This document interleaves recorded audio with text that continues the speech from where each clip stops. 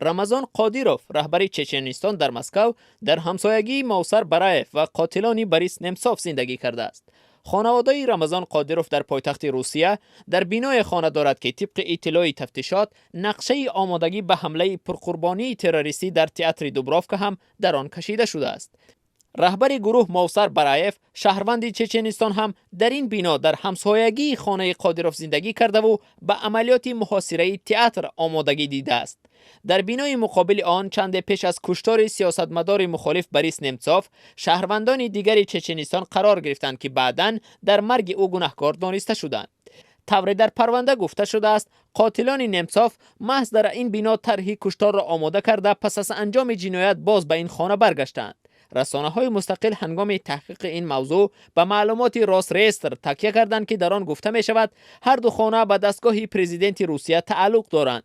بینای رقم 30 کورپوس 2 در کوچه ورنی در غرب مسکو سال 1997 برای منصبداران والا مقام روسیه بنیاد شده است.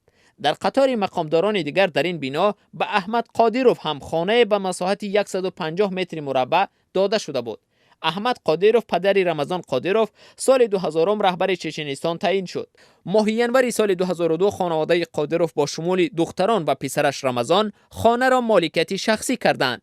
در تحقیقات گفته می شود که رمضان قادیروف پس از فوت پدرش در سال 2004 در سندها دایر به درآمدهایش درباره این خانه معلومات نداده است. او حق خود را در این منزل چون یک میراثبر تا سال 2010 حفظ کرده است. بعداً خانه رسما به نام مادر رمضان ایمنی که بنیاد احمد قادیروف را رهبری میکند گذرانیده شد. خانه دیگر در بینای 46 کورپوس 1 واقع در کوچه ورنی به ارتور گریمیف یکی از خویشاوندان فرمانده سابق چچنیستان روسلان گریمیف تعلق دارد. روسلان گریمیف برای تشکیل کشتار بوریس نمسوف در پیگرد بین المللی قرار دارد. زاور دادایف که برای این کشتار 20 سال محکوم به زندان شد از زیرتابعان گریمیف بود. نزدیکان و همکاران نمسوف بارها از بیمیلی مقامات روسیه برای آغاز تفتیشات علیه گریمیف که بر رمضان قادیروف نزدیکی دارد نگرانی کردند. گفته می شود ارتور گریمیف 2 ماه قبل از قتل نمسوف در کوچه ورنی صاحب خانه شد.